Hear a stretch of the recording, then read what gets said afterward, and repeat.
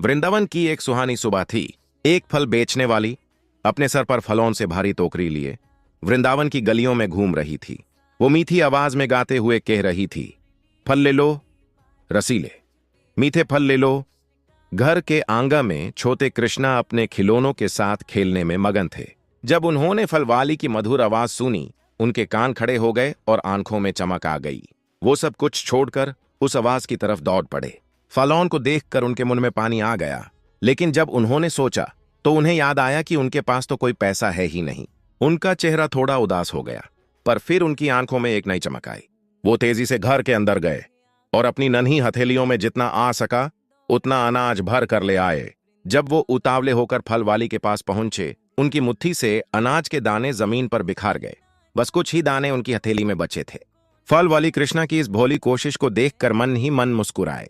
उसका दिल दया से भर गया था। उसने कृष्णा की नन्ही हथेलियों को देखा और बिना कुछ सोचे समझे अपनी टोकरी से मुट्ठियां भर भर कर सबसे मीठे फल उन्हें दे दिए। वो फलों को लेकर खिलखिलाते हुए अपने घर की तरफ दौड़ गए।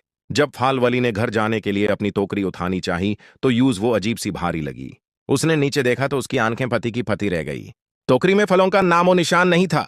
उसकी जगह बेशकीमती हीरे, मोती और जवाहरत चमक रहे थे। तब फल वाली समझ गई कि वो बच्चा कोई साधारण बालक नहीं, स्वयं भगवान थे, जिन्होंने उसकी निश्चल दाया का अनमोल पुरस्कार दिया था। उसकी आंखों से अनंत के आंसू बह निकले।